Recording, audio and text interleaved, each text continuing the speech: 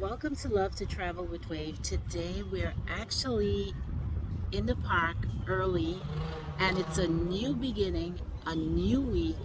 And when you have something new, that means you have a clean slate at things. You can actually go back and make things better. So today that's what we're doing here. It's a new week. We're going to start it off right. We're going to bring in some good vibrations, some great energy, all of that, right? So some of you grab your cup of tea. I'm actually going to have some water because I'm starting off the day with, you know, a little bit of stretching. Yes. So while we're talking, we can stretch a little bit. Yes. So one of the topics that I really, really, truly wanted to talk about because it's kind of dear and personal. So, and I think a lot of black women have been suffering from this for decades, right? Um, I would say maybe in the early 2000s, maybe around November, I discovered I had fibroids.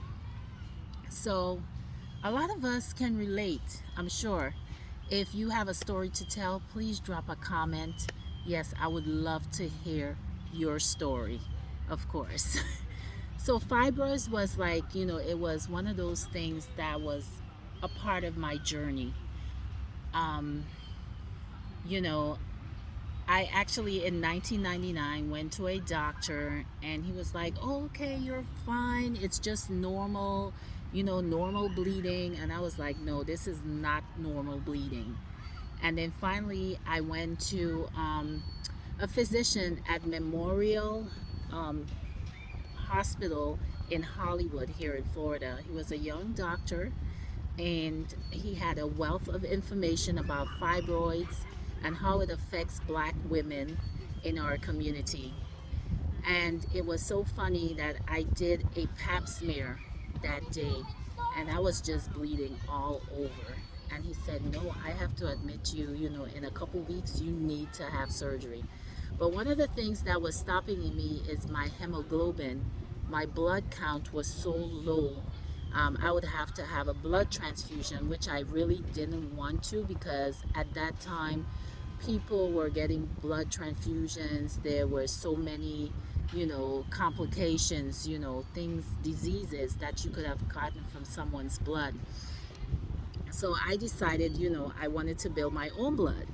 So he sent me to a cancer research center. Yes, he sent me to a cancer research center.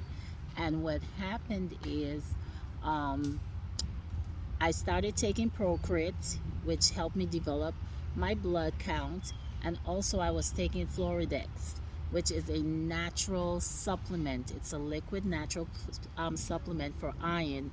And it was great because I find like when I took the pill, the iron pills, it made me constipated. I don't know if many of you guys have had that situation, but it does. Absolutely. So after that, we went into surgery and then I had like a C-section.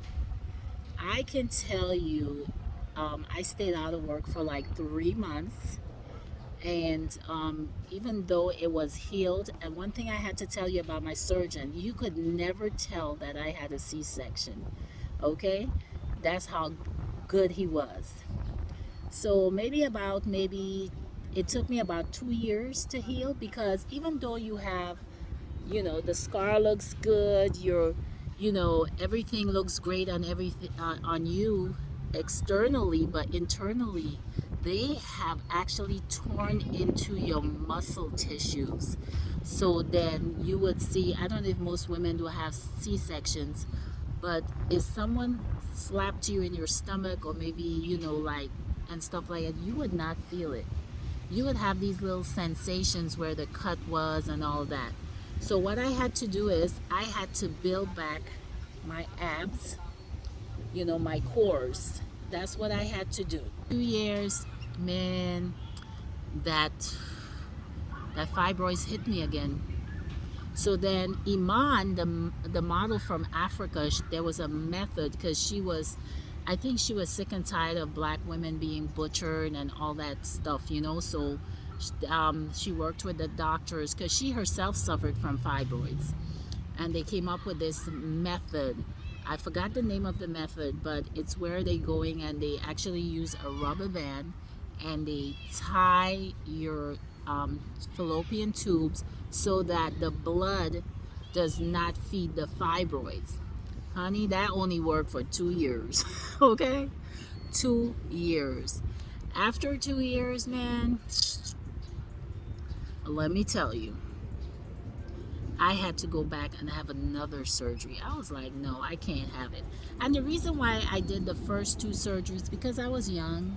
You know, I was in my 30s, and my doctor kept saying, you may want to have kids.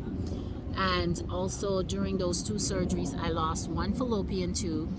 And then they were like, you're a high risk in terms of pregnancies. So that means if I got pregnant, I would have to stay home for 9 months. Or if that pregnancy goes into the wrong tube, the other tube, and it stays there, I would not know I'm pregnant, and that baby would, kind of be deceased in my tubes, and that can lead to death. So I had to make that decision between my life and having a kid. So I chose life because I do know that I am here for a purpose. And today I can tell you my story, okay? And I can share my story with everyone because there are a lot of stories out there. So my last surgery, I went to Cleveland Clinic Hospital in Weston, Florida, and I did it. And I kept my ovaries and everything because I need that estrogen. Estrogen is so important, you know. I had healthy ovaries. Then I said, you know what? Can I preserve my eggs, in case I want to have a kid? And they were like, okay. But then when they gave me the bill, it was like $30,000 for one egg. I say, get out of here.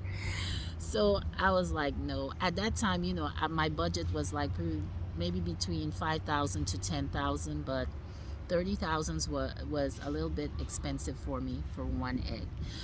So I decided no.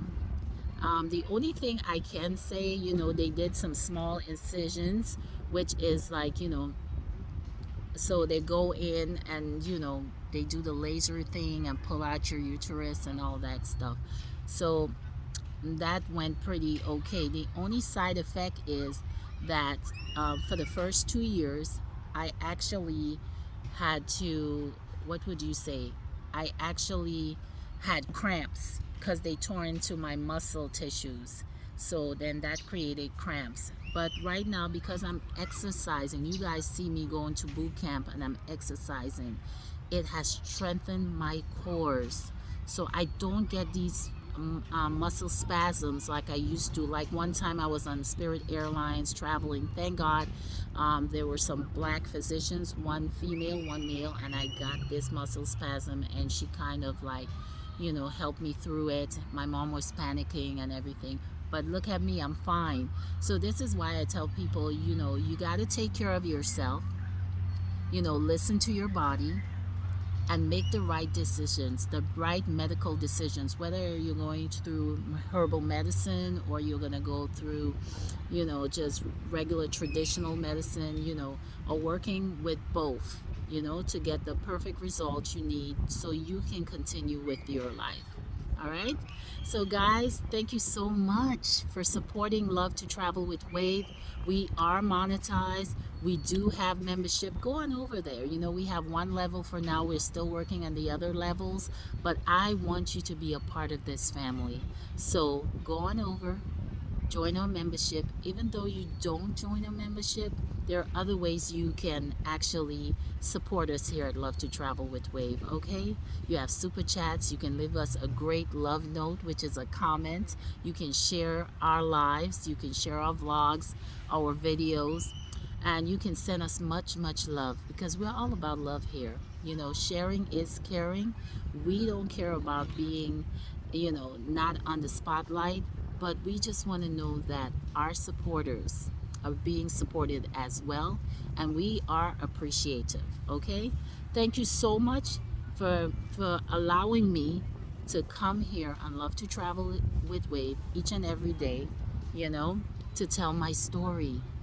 Okay, like I always say, there is no channel without you. All right, have a great day.